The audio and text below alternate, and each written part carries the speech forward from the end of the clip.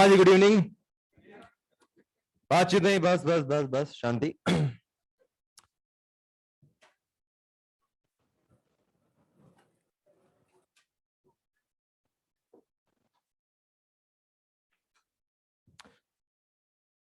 Last class में कहां तक हुआ?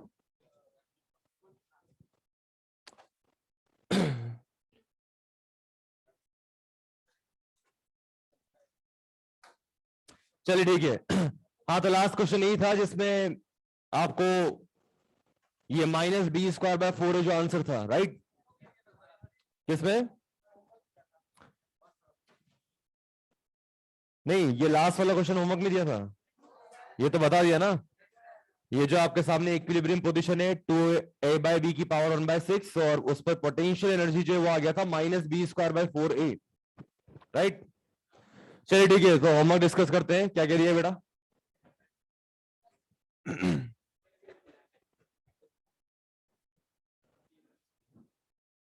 कौन सा? इलस्ट्रेशन 16। हाँ, तो 16 तो एकदम सिमिलर ही जो लास्ट में आपको क्वेश्चन कराया था। 17 ये भी एक वेराइटी आपको बता दी है।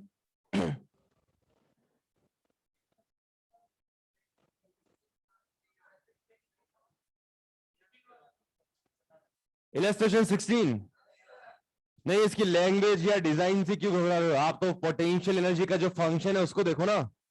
आप सिंपली इसको डिफरेंशिएट करोगे तो लास्ट क्लास में हमने जो क्वेश्चन किया था a/r⁴ माइनस b/r⁴ एकदम सिमिलर ही तो है। अरे है या नहीं? बस ये जो नीचे जो पावर दिख रही है आपको r⁴ और r⁴ इसको डिफरेंशिएट ही तो करना है। लास्ट क्लास में हमने जो क्वेश्चन किया है उसमें हमने दो डिफरेंट कॉन्स्टेंट्स लिए थे, कैपिटल ए कैपिटल बी। इसने स्मॉल ए सेम ही ले लिया है। अरे बात समझ आ रही बेटा?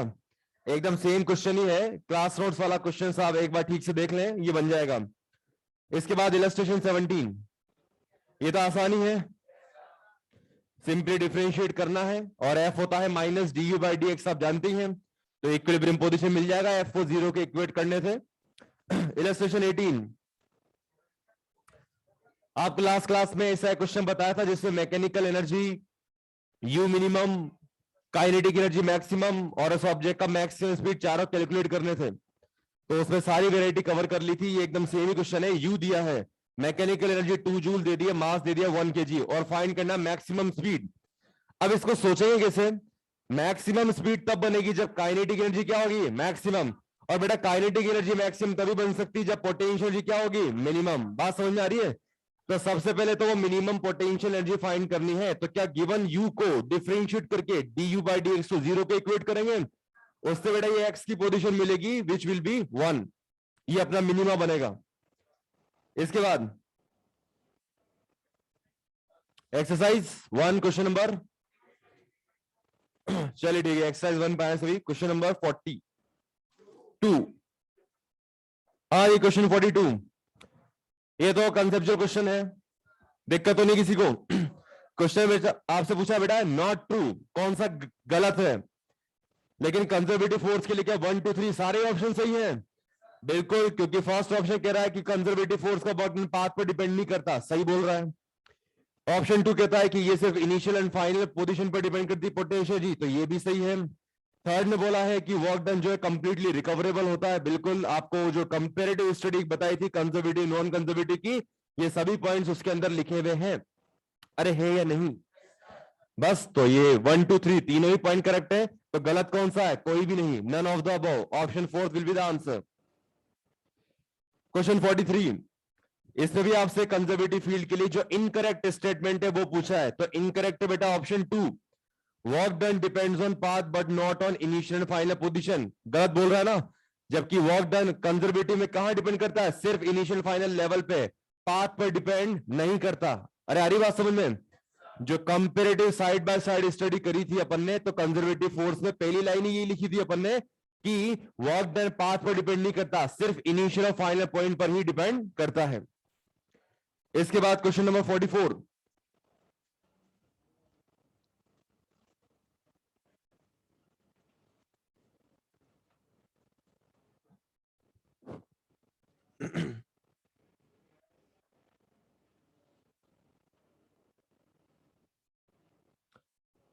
बेटा अब आपकी थोड़ा सा सेटिंग्स चेक करें, यहां से तो क्लियर है एकदम, साउंड आना चाहिए। आपके यूजर एंड पे कुछ सेटिंग्स में गड़बड़ है।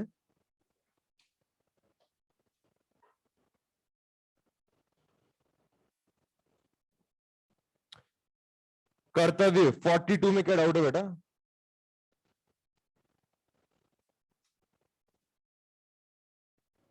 42 के सेकंड ऑप्शन सही है बेटा। कंजर्वेटिव फोर्स का वर्क डन जो है equal to difference of initial and final potential energy. आपको बताया था डेल्टा यू बराबर माइनस डब्ल्यू सी, तो work done by conservative force हो गया माइनस डेल्टा यू। तो डेल्टा यू को आप लिखोगे U final minus U initial, तो माइनस साइन इसको रिवर्स कर देगा, तो ये U initial minus U final हो जाता है। सही लिखा हुआ एकदम। क्वेश्चन 42 के सेकंड ऑप्शन में कर्तव्य समझ आ गया बेटा, सही लिखा हुआ एकदम। Work done by conservative force initial and final के डिफरेंस के बराबर ही होता है।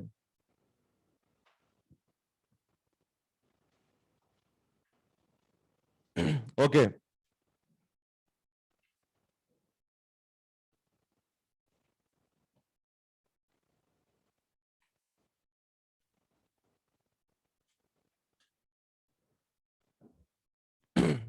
ओके, इसके बाद क्वेश्चन नंबर 44। बेटा 44 में क्या इनिशियल पॉइंट ए सेम है और क्या फाइनल पॉइंट सी भी सेम ही है? अब आप ए से सी तक किसी भी पाथ के थ्रू जाओ, क्या फर्क पड़ता है? कंजर्वेटिव फील्ड में इनिशियल फाइनल पॉइंट सेम है, तो पाथ चाहे कुछ भी हो, क्या वर्क डन सेम होगा? तो बहुत बढ़िया कंसेप्चुअल पॉइंट, ये ध्यान रखें कि वर्क डन कंजर्वेटिव फील्ड में पाथ पर डिपेंड नहीं करता। अगर इनिशियल फाइनल पॉइंट सेम है तो वर्क डन सेम होगा, चाहे पाथ कैसा भी आपको डिजाइन का दिया हो। तो इसका आंसर क्या होगा? Work done is same for all the paths. 45 non conservative कौन सा है? विस्कस। बचे हुए electric electrostatic force, gravitational force, spring force सभी क्या है बेटा? Conservative force fields. 46 ये भी थ्योरेटिकल। एफ और यू में रिलेशन क्या है? एफ बराबर minus D U by D x, option 3 लिखा रखा आपको, राइट। 47 बेटा जो अर्थ के चारों तरफ सैटेलाइट घूम रहा है, तो उसको सर्कुलर मोशन के लिए रिक्वायर्ड सेंट्रीपिटल कौन प्रोवाइड कर रहा है? अर्थ का ग्रेविटेशनल पुल। और आपको एक बात बहुत पहले ही क्लियर कट लिखवा रखिए कि work done bye centripetal force is always zero. अब क्वेश्चन में डेटा जो है ये कंफ्यूज करने के लिए दिया है, आंसर कंसेप्चुअल है, आंसर क्या होगा? Zero. Work done bye centripetal force is zero. Question 48। 48 में बेटा पी और आर क्या दो पॉइंट फिक्स कर रखे हैं? अब क्वेश्चन 48 में आप कैसे भी मूव करें, मतलब आप P से पहले Q पर जाएं और फिर Q से R पर जाएं, कोई फर्क नहीं पड़ता। आप P से Q जाओ, Q से R जाओ, तो ये W on PQR will be equal to WPR। अरे होगा नहीं होगा? रीजन क्या है? इनिशियल पॉइंट P होना चाहिए और फाइनल पॉइंट क्या होना चाहिए? R। अब रास्ता चाहे कोई भी हो, P से R डायरेक्ट जाइए या कंजर्वेटिव फील्ड में आप Q के थ्रू घूम के जाइए, आंसर क्या होगा? सेम। तो यहां पे डब्ल्यू पी क्यू आर को आप थोड़ा सा डिवाइड कर लो, तो W P Q plus W Q R is equal to W P R. क्या क्वेश्चन में डब्ल्यू पी आर ही पूछा गया है? और बाकी दोनों आपको गिवन है। यहां पर P से Q और Q से R मूव करने में रेस्पेक्टिवली 15 एंड 5 वर्क डन किया गया है, तो that's our answer. W P R is 20 joule. समझ आया सभी को?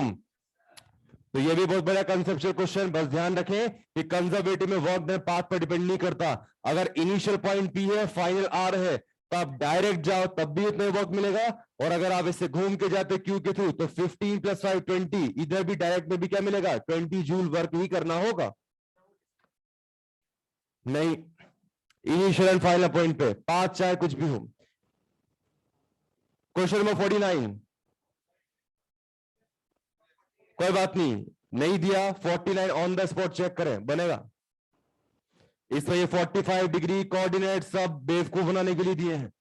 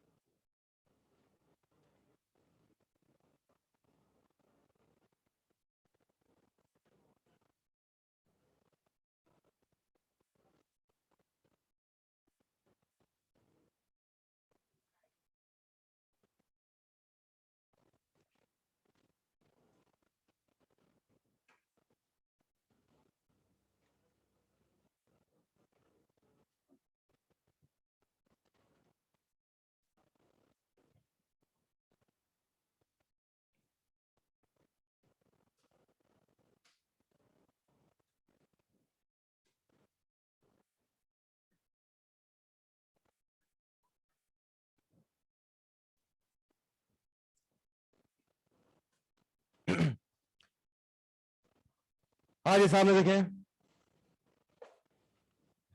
इस क्वेश्चन में जो कंसेप्चुअल पॉइंट यूज होगा वो आपके सामने बेटा लिख दिया है। क्या है पॉइंट?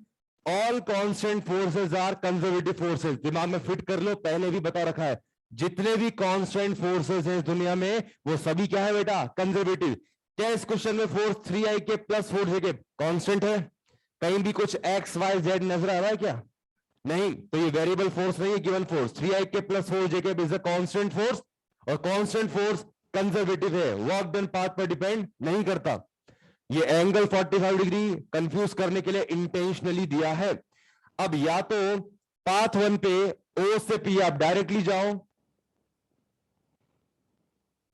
तो पाथ फर्स्ट जो है वो तो है आपका सीधा ओपी, और पाथ सेकंड जो है वो आपको दिया है ओ से पहले क्यू जाओ और फिर पी पर जाओ।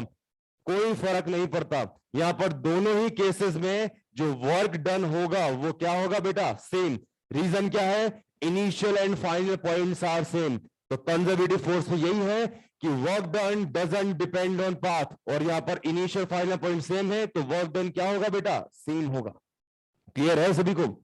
लिख लें इसको, ये लाइन जरूर लिख लें, all constant forces are conservative forces, hence work done doesn't depend on path.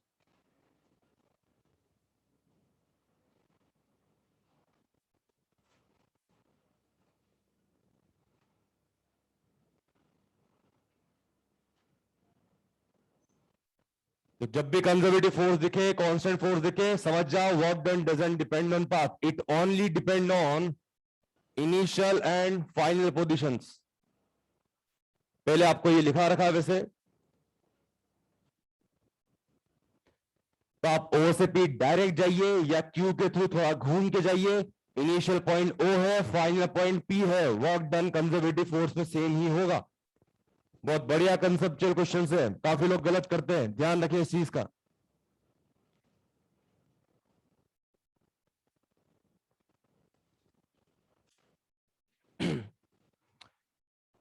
अलंकृति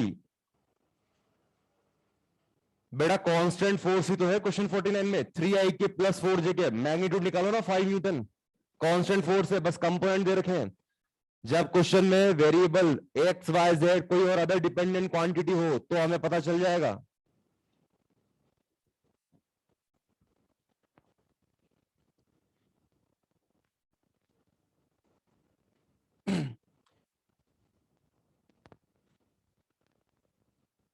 done. एक लाइन का आंसर है, चलो लगे हाथ, क्वेश्चन 50 भी करके बताओ। पक्की बात है? क्या एकदम जुबानी वर्बली सॉल्व कर सकते हैं? काफी लोगों ने जवाब दे भी दिया है, शाबाश। 3 kg का बॉडी 20 मीटर फॉल हुआ, तो हाइट में गिरावट है 20 मीटर, तो पोटेंशियल एनर्जी में लॉस कितना हो गया? mgh। अब यहां ऑलरेडी लॉस वर्ड यूज कर रखा है, तो mgh का बस आप अमाउंट बता दो। m3 है, g10 है, h20, कितना हो गया? 600 जूल। अरे पक्की बात है?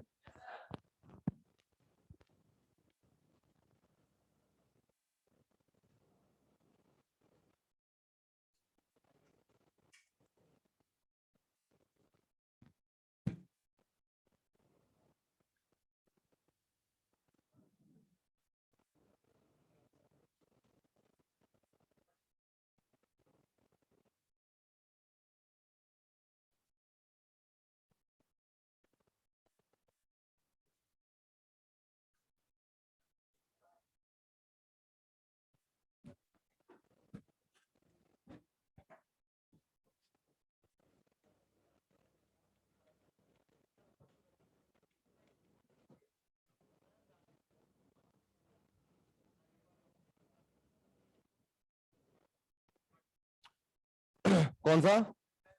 एक्सरसाइज 2 का क्वेश्चन 10 तो वही है जो मैंने आपको क्लास में कराया था, एकदम सिमिलर है, बस पावर चेंज थी।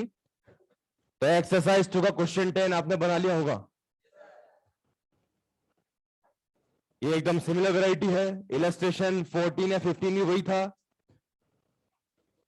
तो ये लगभग 3-4 क्वेश्चन सेम वैरायटी के हैं। जरूर से इसको अच्छे से प्रैक्टिस कर लें, बिकॉज ऐसा क्वेश्चन कभी भी पेपर में देखने को मिल सकता है।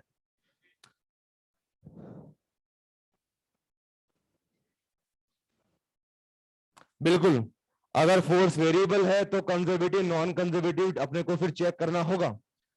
जैसे 3x i के प्लस 4y जे के, ये भी कंजर्वेटिव है। लेकिन अगर मैंने बोल दिया 3y i के प्लस 3x जे के, मतलब i के वाली टर्म किस पे डिपेंड कर रही है, y पे, और जे के वाली टर्म किस पे डिपेंड कर रही है, x पे, तो ये पाथ डिपेंडेंट हो गया, और पाथ डिपेंडेंट है तभी क्या हो जाएगा, नॉन कंजर्वेटिव।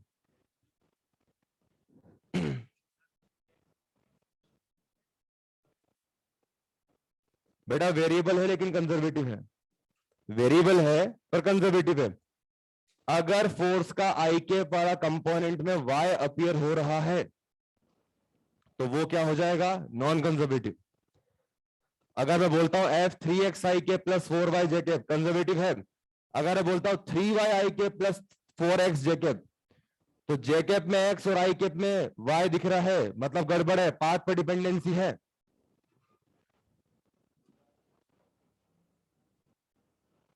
हाँ जी, नेक्स्ट देखिए, potential energy of extended objects.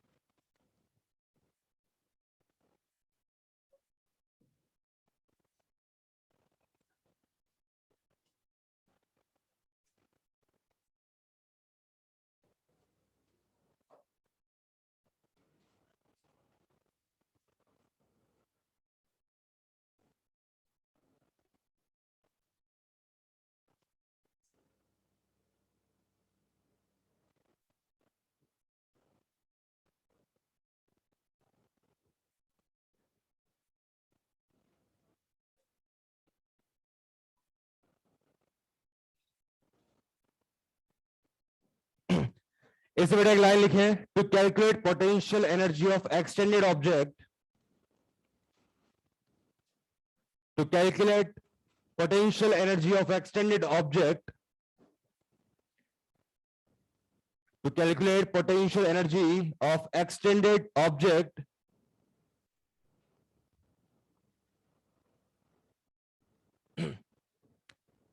to calculate potential energy of extended objects, comma, their entire mass is assumed to be concentrated, their entire mass is assumed to be concentrated, entire mass is assumed to be concentrated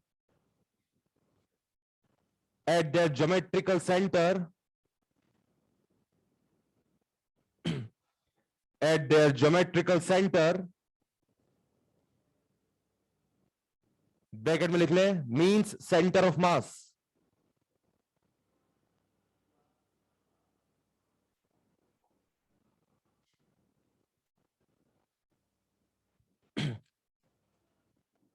अब एक minute सामने देखें, सभी लिखना नहीं है, pen side में। क्या आपके सामने तीन ऑब्जेक्ट्स हैं जिनका मास सेम m ही है?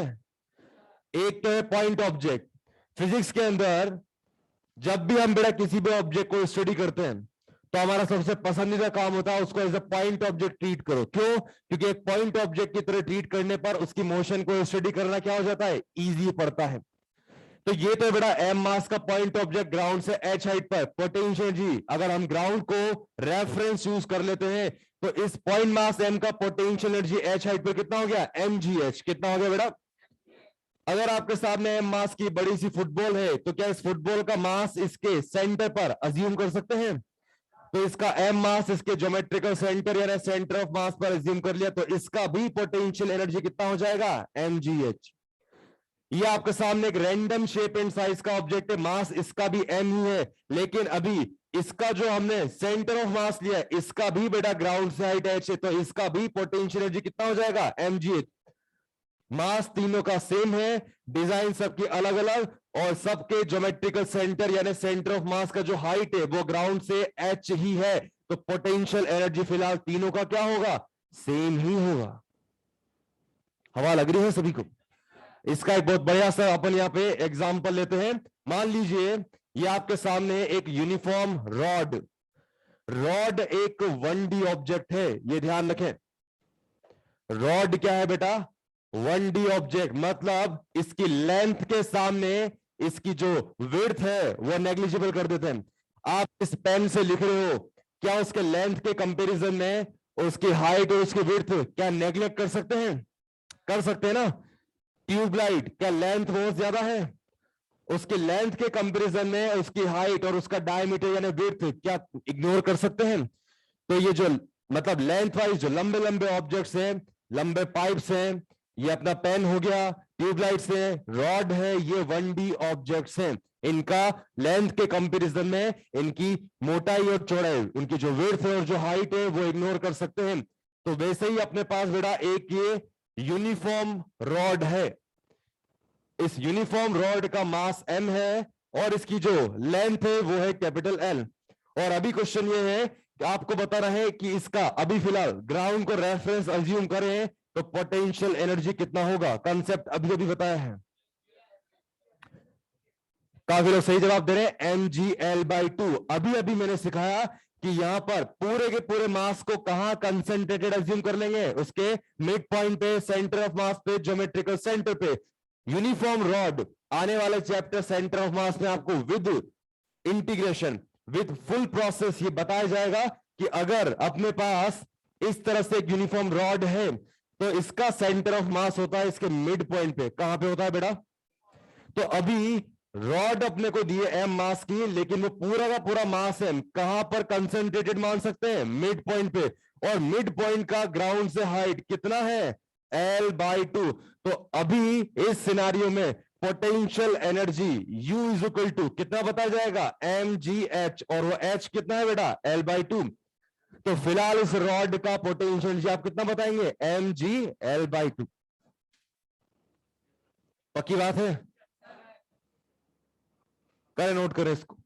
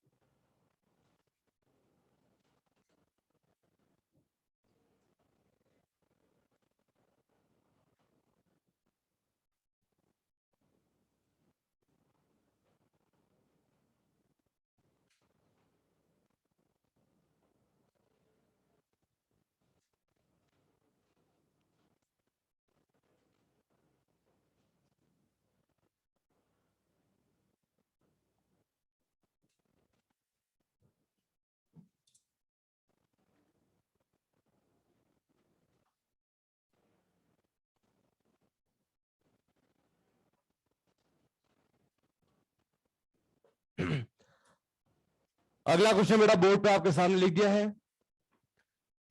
एक ब्लॉक आपके सामने है 20 kg मास का, 1 मिनट सामने देखें।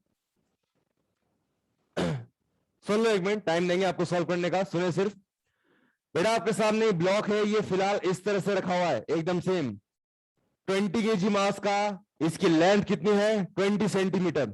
फिलहाल यूनिफॉर्म रॉड की तरह इसकी जो विड्थ है वो नेग्लिजिबल नहीं है। लेंथ बेटा 20 सेंटीमीटर और विड्थ कितना दिया आपको? 10 सेंटीमीटर। इसको बेटा इस पोजीशन से उठा करके ऐसे करना है। क्वेश्चन समझ में आया? ये पोजीशन ऐसे उठा के ऐसे करना है पोजीशन बी में, यानी कि फिलहाल ये 20 सेंटीमीटर इस तरह से इसके पैरेलल था। अब यहां पर 10 सेंटीमीटर वाली साइड है, उसके पैरेलल ग्राउंड के टच में होगा। तो ए से बी तक जब आपने इसको पोजीशन कन्वर्ट करी, क्या इसको ऐसे करने में कुछ वर्क करना पड़ा होगा? You have to calculate work done against gravity, यानी कि डब्ल्यू एक्सटर्नल, एक्सटर्नल एजेंट ने ग्रेविटी के अगेंस्ट कितना वर्क किया, वो आपको डेल्टा यू यहां पर फाइंड करना है, यानी कि you final minus U initial हो जाएगा। करो, ट्राई करो, सभी ट्राई करें, जवाब नहीं दे अभी पूछ लेंगे।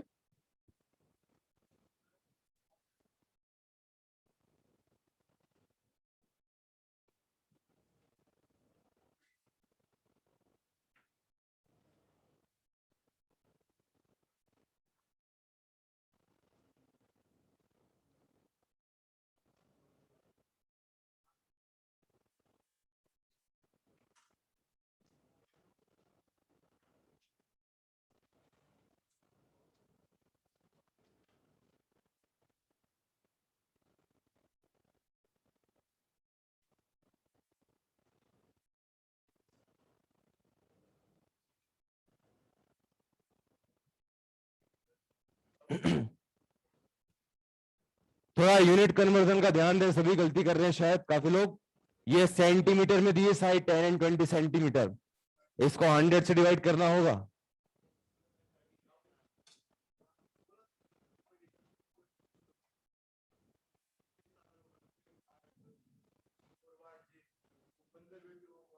आप अभी वहीं पे ही हो बेटा, ये क्वेश्चन दिया इसको तो सॉल्व करें अपन, बता देंगे उसको भी, पहले क्वेश्चन सॉल्व करें।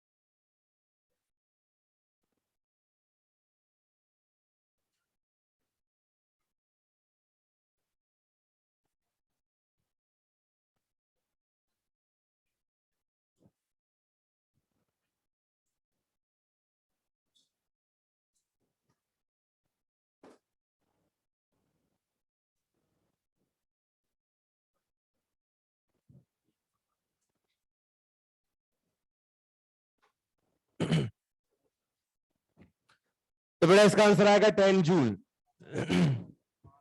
जिसका 1000 आ रहा है उसने सेंटीमीटर को मीटर में कन्वर्ट नहीं किया। थोड़ा कैलकुलेशन पे ध्यान दे। समझ लो 1 मिनट इसको। यहां पूछा था वर्क डन अगेंस्ट ग्रेविटी, तो अगेंस्ट ग्रेविटी तो क्या हमें अपवर्ड फोर्स लगा के इसको सीधा करना होगा ब्लॉक को। तो इनिशियली बेटा इसकी जो 10 सेंटीमीटर हाइट है, तो सेंटर ऑफ मास या ज्योमेट्रिकल सेंटर है वो ग्राउंड से पहले कितनी हाइट पे है? 5 सेंटीमीटर। बाद में वो मिड पॉइंट मतलब 20 का हाफ यानी कितनी हाइट पे हो जाएगा? 10 सेंटीमीटर। तो सेंटर ऑफ मास पहले 5 सेंटीमीटर हाइट पे था, अब 10 सेंटीमीटर हाइट पे है। तो work done by external agent will be delta U, you final minus U initial. तो यहाँ एम जी है, H final minus H initial. ये 10/100 करेंगे, मीटर में कन्वर्ट किया, माइनस 5/100। मास 20 गिवन था जी, आपको बचपन से मालूम है 10 मीटर पर सेकंड स्क्वायर। ये आ गया अपना answer 10 joule.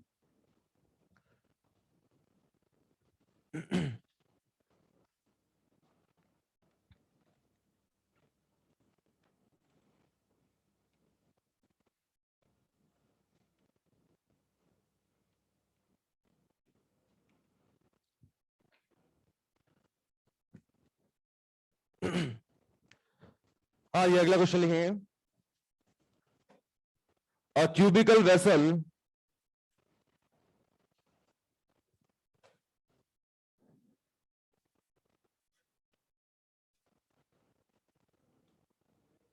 Ayush Rana.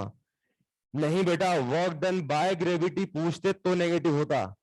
Height देखो ना, पहले 5 सेंटीमीटर थी सेंटर ऑफ मास की, अब 10 कर दी, हाइट इंक्रीज करिए, मतलब सेंटर ऑफ मास का वर्टिकल डिस्प्लेसमेंट हुआ अपवर्ड, और हमें भी अगेंस्ट ग्रेविटी फोर्स ऊपर लगाना होगा।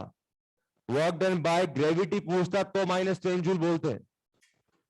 अभी यहाँ पे वर्क डन हमने किया है, फोर्स ऊपर लगा है, तभी तो ब्लॉक ऊपर उठा है, इसलिए नेगेटिव नहीं होगा, आंसर प्लस में ही होगा। अगेंस्ट ग्रेविटी करा है तो आपने फोर्स ऊपर लगाया है।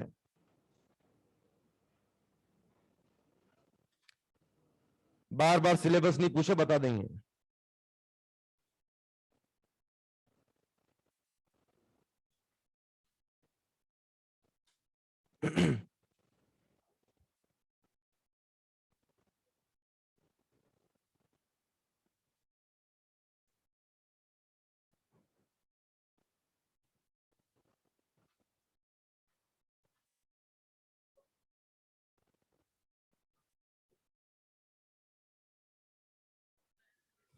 पांचवें क्वेश्चन नोट करना जारी रखें। A cubical vessel of height 2 metre,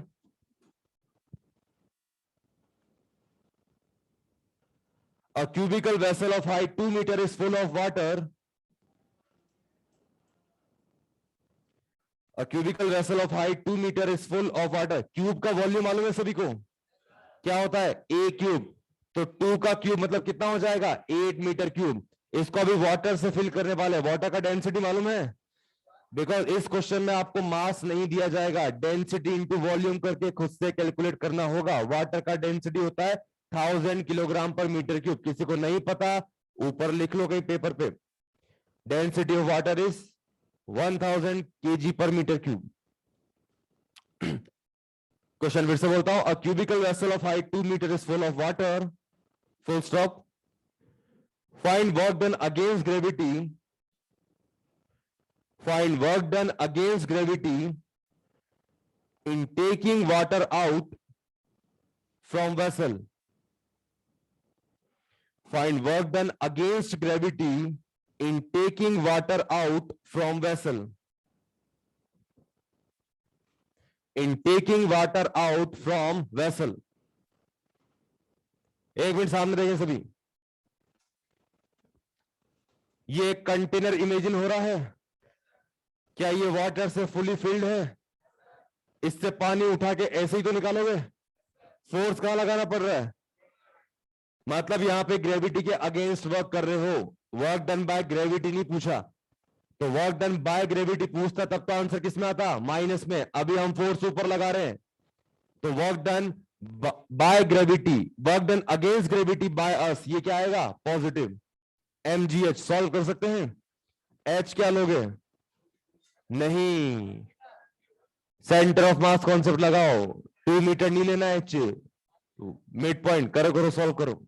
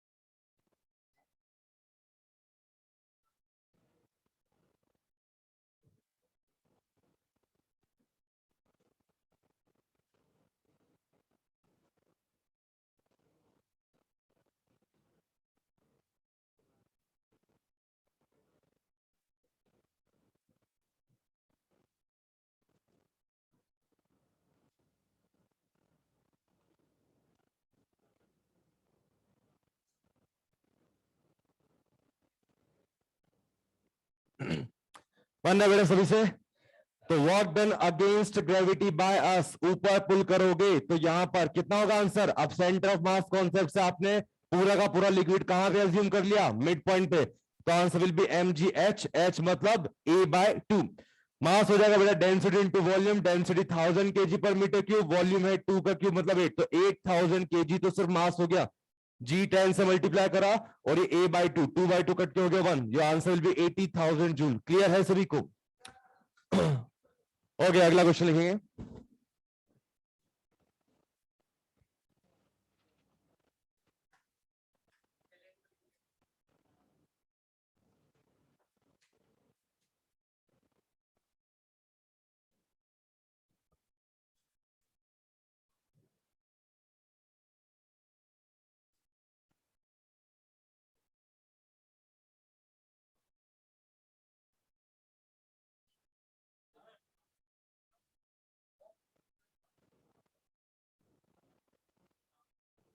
हाँ बोलो।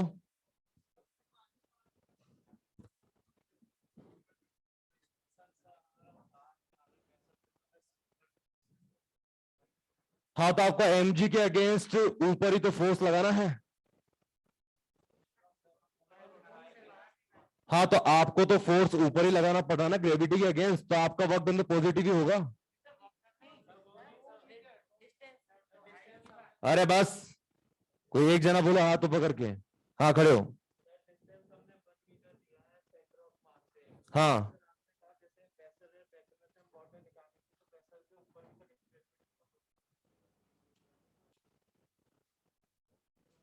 नहीं नहीं, इसमें कॉन्सेप्ट ये है कि जैसे जैसे आप वाटर को टेक आउट करने लगोगे तो लिक्विड क्या होगा? लेवल नीचे जाएगा। कॉन्सेप्ट इसमें माना जाता है कि आप जो लिक्विड निकाल रहे हो उसको बॉटम से निकाल रहे हो, तो आपका लेवल भले लिक्विड का राइज हो रहा है लेकिन आपका जो एफर्ट है वो अपवर्ड है। तो आप इसको इस तरह से समझो कि वर्क डन जो है सेम ही होगा by action, M G H final minus H initial. तो ये इनिशियल लेवल तो यही है, लेकिन फाइनली आपने इसको राइज कहां कराया? अपवर्ड। इसको इस तरह समझो, वाटर टेक आउट कर रहे हो तो उसकी हाइट तो ऊपर ही बढ़ा रहे हो ना आप। बेटा फाइनली पानी को आपने इस कंटेनर से बाहर निकाला, बैठ बैठ बैठ, कंटेनर से पानी को बाहर निकालना है, मतलब कंटेनर की हाइट है, यानी कि सारे लिक्विड को आपने उठा के ऊपर ही तो किया है। अरे थोड़ा कॉमन सेंस तो लगाओ। वर्क डन किसका निकालना है? Taking out the water from the vessel. तो वेसल के अंदर यहां तक जो लिक्विड है इसको उठा के बाहर ही तो लाना है। ऐसे समझो, ये कंटेनर है, इसके अंदर लिक्विड भरा हुआ है, इसको उठा के इस अपर लेवल से बाहर लेके आना है, तो हाइट तो ऊपर ही जाएगी इसकी। नहीं, यहां पर सेंटर ऑफ मास की हाइट जो है वही अपने को कैलकुलेट करनी है। आपको सिर्फ इसको अपर लेवल तक ही लेके आना है। बेटा लिक्विड है, बॉक्स थोड़ी जो ऐसा कैसे ऊपर जाएगा। लिक्विड का लेवल जो है, कंसेप्चुअली इस क्वेश्चन को ऐसे समझें कि टेक आउट द वाटर, मतलब आपको ये जो टॉप लेवल है कंटेनर का, लिक्विड को बस यहीं तक ही लेकर के आना है। तो यहां तक जब लेके आओगे तो आपने पूरे मास को यहां से इस लेवल तक पहुंचा दिया, तो हाइट में इंक्रीमेंट तो A/2 हुआ आपका। ऐसे समझो इसको।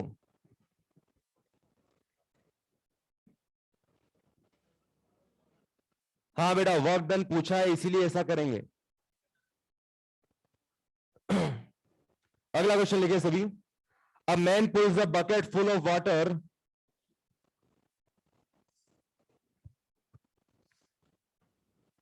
A man pulls a bucket full of water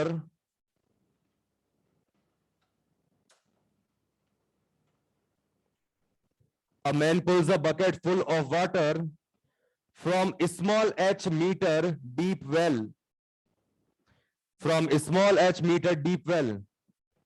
फिर से बोलता हूं, a man pulls a bucket full of water from h meter deep well, full stop, if the mass of rope is small m, if the mass of rope is small m and mass of bucket full of water is 2m, if the mass of rope is small m and mass of bucket full of water is 2m, and mass of bucket full of water is 2m, then find work done by men.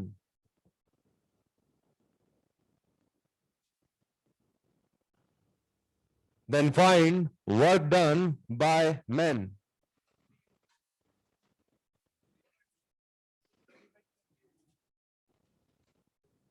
ठीक से सोचें.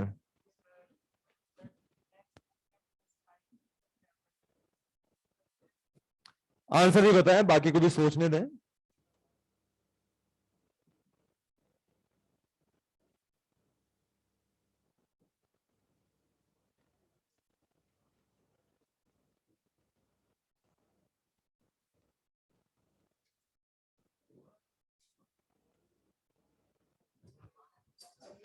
हाँ, ये यही तो इसमें थोड़ा सा ट्विस्ट है. मास दिया है रोप का भी.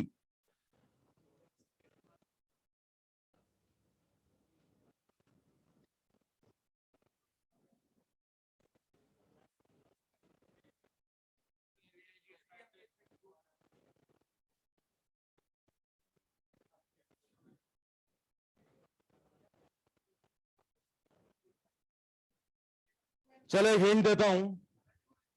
बोले नहीं, इसमें एक हिंट देता हूं. आप इनिशियल एंड फाइनल पोजीशन जो होगी, बकेट जो है उसका मास विद वाटर कितना दिया आपको? 2m. रोप का मास कितना हो गया? जैसे जैसे रस्सी खींचता जाएगा उसके द्वारा जो फोर्स ऊपर लगाया जा रहा है, क्या वो कम होता जाएगा? क्योंकि m मास की तो रस्सी है, जैसे जैसे खींचता जाएगा क्या वो मास m डिक्रीज होता जाएगा? तो इस क्वेश्चन में मास वेरिएबल है. बहुत अच्छे और टॉप नॉच क्वेश्चंस में से. अब दिमाग लगाओ, इनिशियल एंड फाइनल पोजीशन दिमाग में फिट करो, और जवाब कोई नहीं दे मैं पूछ लूंगा.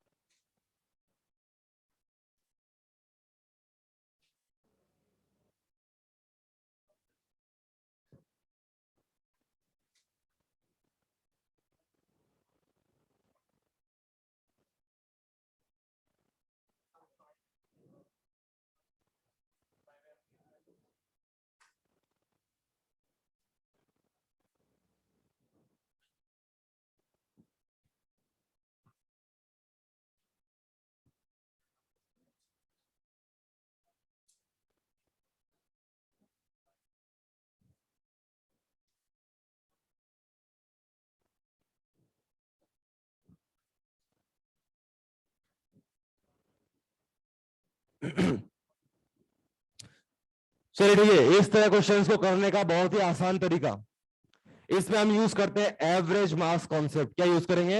Average mass concept. ठीक से सामने देखो, इनिशियली वो कितना मास लिफ्ट कर रहा है? m मास की तो बेटा रोप है, और यहां पर बकेट का विद वाटर टोटल मास कितना हो गया? 2m. मतलब इनिशियली क्या उसे m plus 2m total 3m मास उठाना पड़ रहा है. जैसे जैसे उस बकेट को बेटा ऊपर लाता जाएगा, ये m मास की रस्सी तो साइड में इकट्ठी होती जाएगी, यानी कि लास्ट तक ऊपर सिर्फ बकेट का लास्ट का टोटल मास कितना उठा रहा है? 2m. मतलब रोप को जब वो खींचता जाएगा और फाइनली जब बकेट का जो हैंडल है वो उसके हाथ में आएगा, तो लास्ट में उसके मास हाथ में कितना बचेगा? 2m. स्टार्ट कितने से किया? 3m. लास्ट तक कितना हो गया? 2m. तो 3m से लेकर के 2m तक, मतलब पूरे रास्ते में इसके द्वारा लिफ्ट किया जाने वाला मास क्या है बेटा? कंटिन्यूसली डिक्रीज हो रहा है. 3m से कितना हो गया? 2m. तो हम यहां पर एवरेज मास कंसेप्ट यूज कर लेते हैं. Initial plus final divided by 2. Initially total mass देखो कितना उठा रहा था वो? 3m. लास्ट में कितना हुआ? 2m. तो ये हो जाएगा 3m प्लस 2m बाय 2. और इसको डीप, ये कितने डीप है ये वेल? h हाइट उसने उसको ऊपर लिफ्ट किया है. तो work done by man will be M average into G into H, और एवरेज मास कॉन्सेप्ट से ये कितना आ गया अपने पास 5m/2, तो ये हो जाएगा अपना आंसर 5mgh/2। समझ आया सभी को? इस क्वेश्चन में एवरेज मास कॉन्सेप्ट यूज करेंगे। इनिशियली मास कितना लिफ्ट करा था 3m, लास्ट तक कितना हो गया 2m, तो 3 और 2 का एवरेज कितना हो गया 2.5m या फिर 5m/2। करें, नोट करें इसको।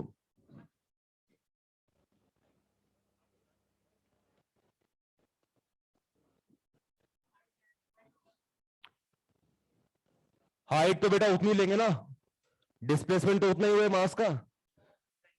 नहीं नहीं नहीं, यहां पर बकेट का जो 2m का है, अगर आपको इंडिविजुअली चेक करना है तो फिर इंडिविजुअली ऐसे चेक करो। बकेट 2 मीटर यहां थी, बकेट अब 2m, सॉरी बकेट 2m मास यहां था, अब यहां पहुंच गया, तो बकेट का तो डिस्प्लेसमेंट कितना हुआ h। और अगर आपको फाइनल इनिशियल डिफरेंस देखना है तो फिर रोप का देखो, रोप का सेंटर ऑफ मास यहां पर h/2 डिस्टेंस। कैसे भी सॉल्व करो आंसर तो आपका इतना ही बनेगा 5mgh/2। बकेट का तो डिस्प्लेसमेंट h हुआ है, और रोप के सेंटर ऑफ मास का इमेजिन करोगे तो वो h/2। कैसे भी कर लें आंसर तो सेम ही मिलेगा आपको।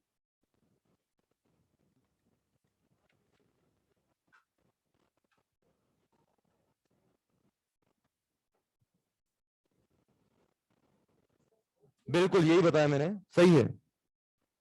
आप 2m जो है इसका तो सीधा लिख लो 2mgh, और फिर इस मास m के लिए h/2 यहां पर ले लो सेंटर ऑफ मास कॉन्सेप्ट से, तो आंसर तब भी इतना ही बनेगा 5mgh/2।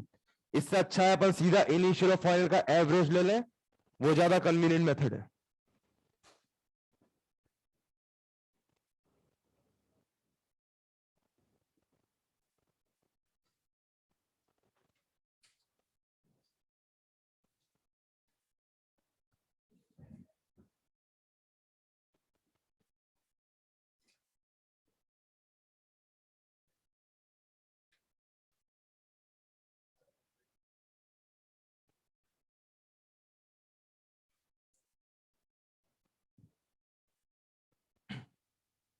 अलंकृति एच हाफ बेटा इसलिए नहीं करा बिकॉज टोटल डिस्प्लेसमेंट बकेट का एच ही है। रोप का हाफ ले लो h/2, तो उसके से फिर आप रोप का वर्क डन अलग से कैलकुलेट कर लो, कोई फर्क नहीं पड़ता, आंसर सेम ही आएगा। कॉमन सेंस की बात है, कोई अलग नहीं है। रेफरेंस पॉइंट आप अपनी इच्छा से चूज कर लो कृतिका, कोई फर्क नहीं पड़ता। जहां अभी बकेट आपको इनिशियल फर्स्ट डायग्राम में लेफ्ट में दिख रही है उसको रेफरेंस चूज कर लो, और पर्सन जहां पे खड़ा उसको फाइनल लेवल, तो एच डिस्प्लेसमेंट अपवर्ड हुआ है आपका।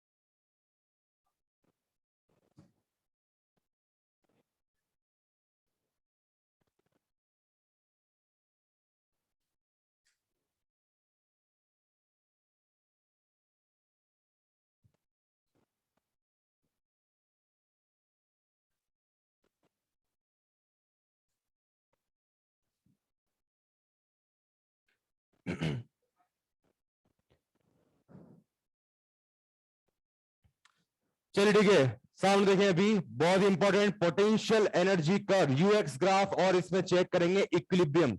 और ठीक से सुने इसको, यहां पर बेटा यूएक्स ग्राफ आपको गिवन है। ग्राफ कुछ इस तरह से, पोटेंशियल एनर्जी पहले यहां पे कुछ थी, क्या पी पर आते आते डिक्रीज हो गई, ए पर आते आते क्या मिनिमम हो गई। और आपने एक बात बहुत अच्छे से सुनी है, अगर एनर्जी मिनिमम है तो वहां स्टेबिलिटी ज्यादा होती है। अब ए से फर्दर वापस पोटेंशियल एनर्जी राइज हुई क्यू तक, क्यू से फिर फर्दर राइज हुई पॉइंट बी, यहां पर हो गई पोटेंशियल एनर्जी मैक्सिमम। यू जो है इस पॉइंट पर देखो क्या मिल रहा है बेटा, मैक्सिमम। और आप जानते हो जब यहां पर एनर्जी मैक्सिमम हो जाएगी तो there will be some instability. आ रही बात समझ में। बी से बेटा फर्दर अपन नीचे आया, पॉइंट कहां पे आ गया, आर। आर के बाद अब ग्राफ जो है एक स्ट्रेट लाइन हो गया है, और ये पॉइंट सी। अब आप सोचते होंगे कि सर ये पॉइंट थोड़ा डिफरेंट ऑर्डर में क्यों लिए हैं। एक तो आपने ले लिए ए बी सी, और कुछ ले लिए आपने P Q R. A B C वो पॉइंट से जहां पर स्लोप जीरो है। क्या जीरो है, स्लोप चेक करना आता है सभी को। किसी भी पॉइंट पर स्लोप चेक करने का तरीका, वहां पर टेंजेंट ड्रॉ कर दी जाए। तो आप देख सकते हो पॉइंट बी पर अगर टेंजेंट ड्रॉ करोगे, क्या वो एक्स एक्सिस के पैरेलल बनेगा। इसका मतलब ये तीनों पॉइंट जो है अपने पास ए बी सी, इन तीनों पर ही बेटा जब आप टेंजेंट ड्रॉ करोगे तो वहां पर स्लोप क्या दिखेगा आपको, जीरो। ए पर भी आप देखो टेंजेंट ड्रॉ करोगे तो टेंजेंट एक्स एक्सिस के पैरेलल, तो यहां पर भी स्लोप क्या है, जीरो। बी पर भी टेंजेंट ड्रॉ करी तो ये भी एक्स एक्सिस के पैरेलल, तो वही थीटा जीरो, तो स्लोप टेन थीटा भी क्या हो गया, जीरो। और सी पर तो आप देख ही सकते हो बेटा, यहां तो एक स्ट्रेट लाइन ही बनी हुई है, तो स्लोप कैसे, सिंपली इस लाइन के ऊपर ही ड्रॉ हो जाएगा। मतलब सी पर भी स्लोप क्या हो जाएगा, जीरो। एक इंपॉर्टेंट रिजल्ट आप सभी जानते हैं, F is equal to minus D U by D X. फिलहाल हम क्या बात कर रहे हैं, D U by D X, मतलब क्या यूएक्स ग्राफ का स्लोप हो जाएगा। मतलब फोर्स जो है वो क्या हो जाएगा, negative of the slope. D U by D X क्या हो गया, यूएक्स ग्राफ का स्लोप। जैसे वाई एक्स ग्राफ का स्लोप क्या होता है, D Y by D X. अरे होता नहीं होता। एक्स टी ग्राफ का स्लोप क्या होता है, D X by D T, यानी कि वेलोसिटी। वीटी ग्राफ का slope D V by D T, क्या एक्सेलरेशन होता है। सेम वे में यूएक्स ग्राफ का स्लोप क्या हो गया, D U by D x. और हम सभी जानते हैं, अभी अभी कंजर्वेटिव फील्ड में पढ़ा कि F is equal to minus D U by D x.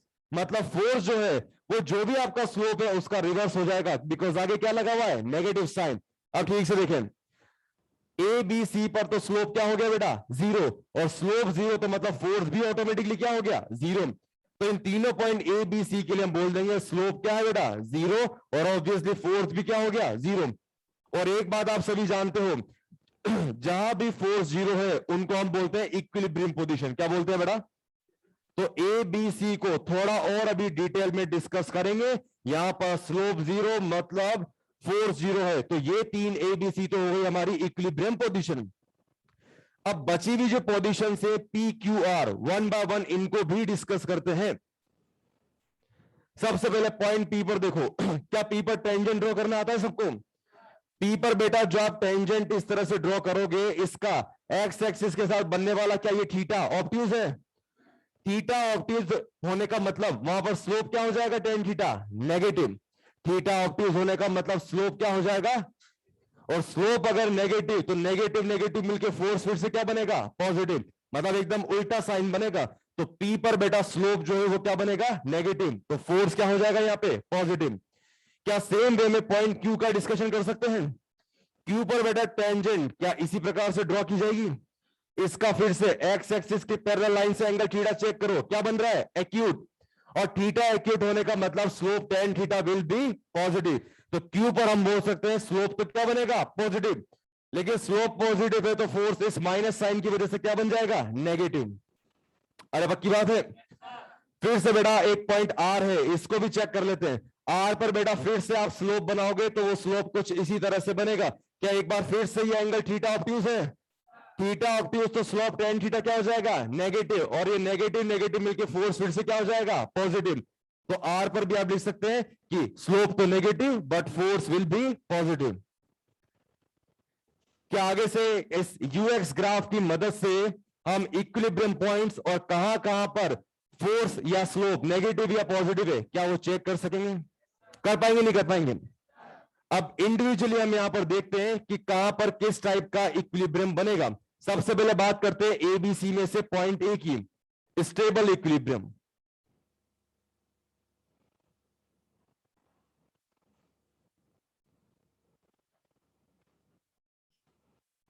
तो टाइप्स ऑफ इक्विलिब्रियम में पहला है अपने पास स्टेबल इक्विलिब्रियम।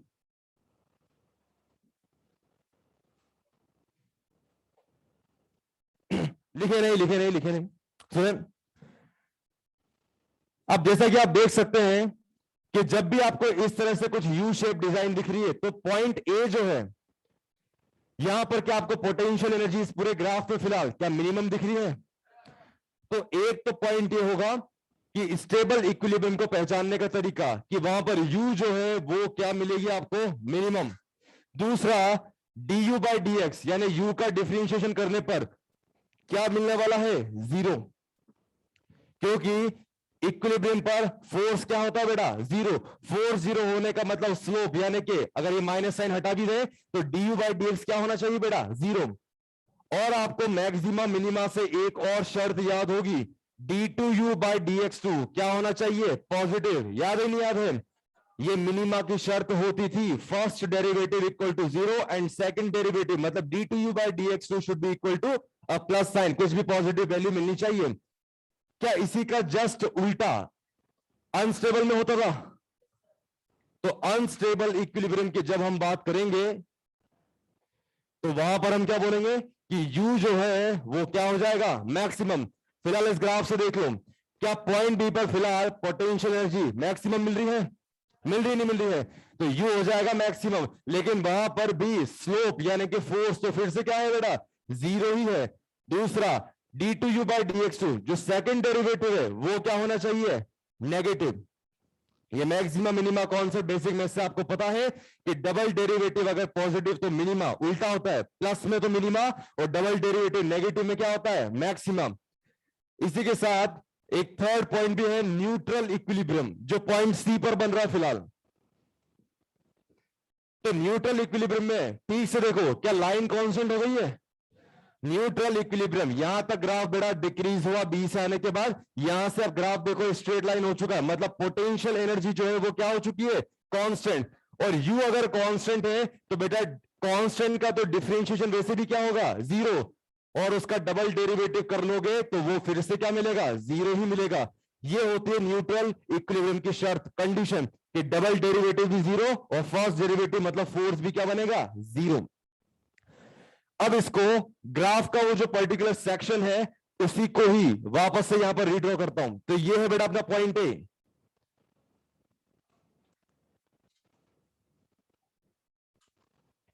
अब इसको समझने के लिए एक बहुत बढ़िया सा एग्जांपल, हम जो खाना बनाने के लिए जो बर्तन जो यूटेंसिल्स यूज करते हैं, कढ़ाई सभी ने देखी है? अरे देखिए ना, कढ़ाई के बीचों बीच मैंने एक कंचा रख दिया। कंचा पता है ना, जिससे गेम खेला आप लोगों ने सबने। उस कंचे को बेटा थोड़ा सा भी आप दाएं या बाएं डिस्प्लेस करोगे, क्या वो डिस्प्लेस करने के बाद वापस घूम फिर के अपनी मीन पोजीशन पर आने की कोशिश करेगा? करेगा नहीं करेगा? तो स्टेबल इक्विलिब्रियम की डेफिनेशन ये है कि if particle is displaced slightly away, if it again tries to travel back to the mean position to the stable position, then it is stable equilibrium.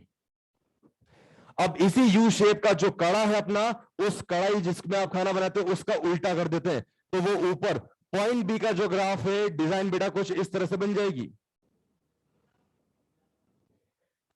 अब आपने बेटा कढ़ाई उल्टी कर दी और अब उल्टी कढ़ाई के ऊपर यहां पर कंचा आपने सेट कर रखा। अब मैं इसको हल्का सा भी दाएं या बाएं शिफ्ट करूंगा, क्या ये अपनी मीन पोजीशन से दूर की ओर नेचुरली भाग जाएगा? होगा नहीं होगा? तो अनस्टेबल इक्विलिब्रियम की डेफिनेशन ये है, if object is slightly displaced from its mean position and it moves away from its mean position, then it is said to be in unstable equilibrium.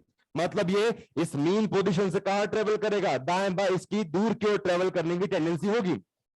Neutral equilibrium वहां पर तो बेटा एक line ही बन गई है, मतलब पॉइंट सी पर अगर मैं बात करूं तो दाएं जाओ या बाएं जाओ कहीं भी जाओ वहां पर फोर्स क्या मिलना है आपको? जीरो। क्यों?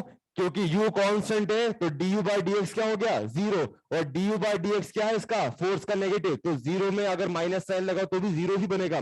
मतलब अगर न्यूट्रल इक्विलिब्रियम की बात करें तो जिस भी पॉइंट पर ऑब्जेक्ट है, एक सिंपल सी आप एक प्लेट इमेजिन कर लें, प्लेट में अगर आपने एक छोटा सा पीस रखा तो आप दाएं मूव करो या बाएं मूव करो, जहां आप छोड़ोगे क्या वो वहीं सेट हो जाएगा? वो अपनी मीन पोजीशन का ना तो जाने की टेंडेंसी रखेगा और ना ही मूव अवे होने की टेंडेंसी रखेगा, जहां भी डिस्प्लेस करके छोड़ दोगे वो वहीं रह जाएगा। तो इस टाइप के इक्विलिब्रियम क्या बोलते हैं? Neutral equilibrium. थोड़ा थोड़ा क्लियर हुआ सभी को? ये जब भी आप लिखें स्टेबल, अनस्टेबल और न्यूट्रल, इसमें दो लाइन छोड़ देना इनकी डेफिनेशन के लिए, बाकी नोट करें।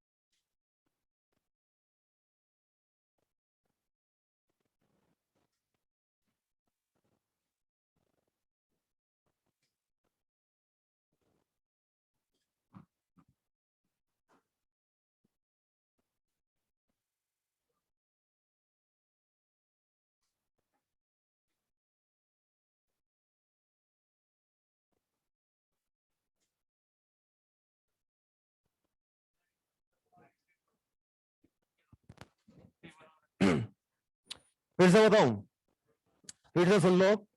ए पर बेटा सबसे पहले तो आपने डॉटेड लाइन बनाया, क्या ये एक्स एक्सिस के पैरेलल है? मतलब एक बात तो कंफर्म है कि इक्विलिब्रियम पोजीशन है, ठीक है। यहां पर फिलहाल उस डायग्राम से देखो, ए क्या था बेटा? मिनिमम। इवन यहां पर भी देख लो, इन पॉइंट्स के कंपैरिजन में चाहे दाएं या चाहे बाएं, ए क्या मिनिमम पोटेंशियल पे है? तो यहां पर ये अपना स्टेबल इक्विलिब्रियम बन सकता है। अगर आप यहां और यहां चेक करोगे तो देखो, ये डॉटेड लाइन ड्रॉ करोगे तो ये स्लोप जो है वो क्या बनेगा आपका? थीटा ऑब्ट्यूज बनेगा। थीटा ऑब्ट्यूज बनेगा तो टेन थीटा क्या हो गया? नेगेटिव। और स्लोप नेगेटिव तो नेगेटिव का जस्ट रिवर्स, मतलब यहां पर फोर्स जो है वो क्या बनेगा आपका? एक मिनट, ये साइन अपोजिट लिख दिया है, ये एफ यहां पॉजिटिव है। सेम वे में बेटा यहां पर जो स्लोप है वो क्या बन रहा है आपका? Theta acute. थीटा अक्यूट तो टेन थीटा क्या बनेगा? पॉजिटिव। तो फोर्स क्या हो जाएगा? जस्ट उल्टा नेगेटिव। सेम वे में यहां पर एफ नेगेटिव और एफ यहां पर क्या बन जाएगा? पॉजिटिव। रीजन, जब आप इस पॉइंट पर बेटा स्लोप चेक करोगे तो थीटा आपकी बार यहां पर क्या बन रहा है? अक्यूट। थीटा अक्यूट है तो टेन थीटा पॉजिटिव है, तो फोर्स जो है वो क्या हो जाएगा? नेगेटिव। सेम वे में यहां पर आप slope dot dot line draw करोगे तो थीटा ऑब्ट्यूज है, थीटा ऑब्ट्यूज तो टेन थीटा बनेगा आपका नेगेटिव, टेन थीटा नेगेटिव तो फोर्स क्या हो जाएगा यहां पर पॉजिटिव। तो ये भी एक इसका एक तरीका याद रखने का कि किसी पॉइंट पर फोर्स पॉजिटिव से नेगेटिव की तरफ कन्वर्ट हुआ है तो वो क्या बन रहा है स्टेबल इक्विलिब्रियम। सेम वे में यहां पे अगर आप देख सकते हैं लेफ्ट से राइट जाने पर नेगेटिव से पॉजिटिव की ओर फोर्स बना है तो वो क्या आपका अनस्टेबल, और न्यूट्रल में तो दाएं बाएं किधर भी जाओ फोर्स जीरो ही है, पोटेंशियल एनर्जी कांस्टेंट होती है। तो जो कि मैंने आपको कहा था एक एक लाइन छोड़ देना, स्टेबल इक्विलिब्रियम इसके अंदर लिख लो,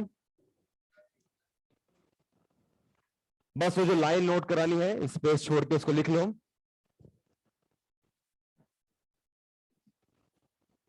स्टेबल इक्विलिब्रियम इसमें लिखे बेटा, if particle is slightly displaced, if particle is slightly displaced from equilibrium position,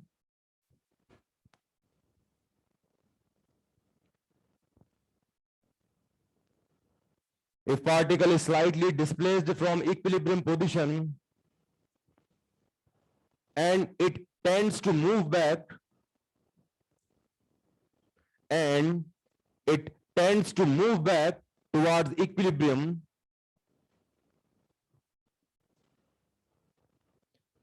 and it tends to move back towards equilibrium, then it has stable equilibrium. Then it has stable equilibrium.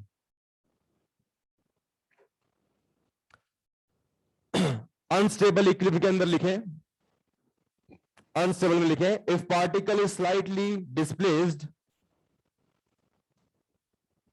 if particle is slightly displaced from equilibrium position, if particle is slightly displaced from equilibrium position,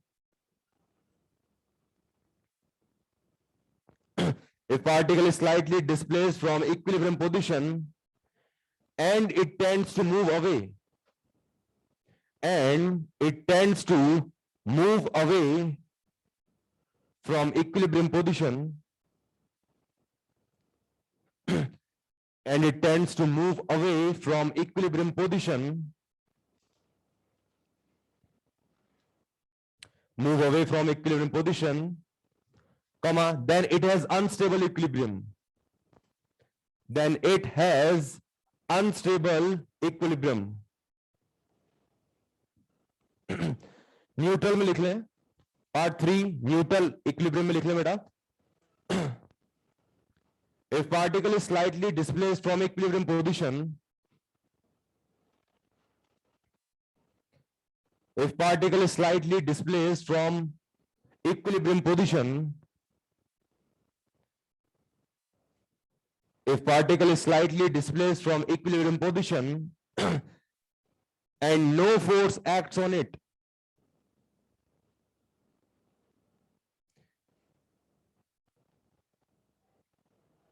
and no force act on it, then particle is said to be having neutral equilibrium. Then particle is said to be having neutral equilibrium.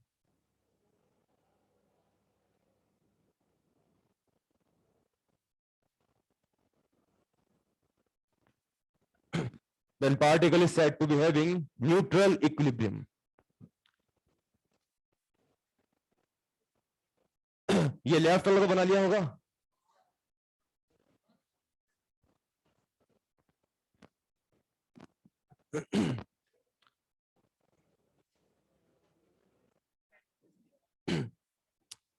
चलिए ठीक है, फिर homework note कर लें आप, time हो गया almost, homework note करेंगे।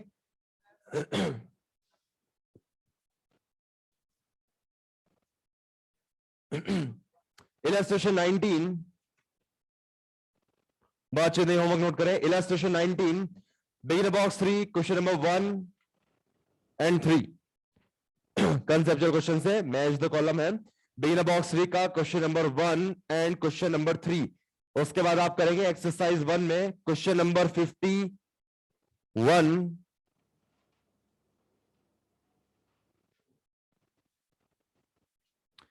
इसमें भी कहा था 50 तक को डिस्कस कर लिया था ना अपन ने। ठीक है बेटा, तो इसमें आप करेंगे एक तो क्वेश्चन नंबर 51, 53, 51, 53, इसके बाद आप करेंगे क्वेश्चन नंबर 66, 67, इसमें आप बेटा आपको 71 ही कर लें, 66 से 71, 66 से लेके 71। एक्सरसाइज 2 में आप करेंगे 2-3 कंसेप्चुअल क्वेश्चंस हैं। एक्सरसाइज 2 में आप करेंगे क्वेश्चन नंबर 7, 10 तो टिक करा दिया ना आपको।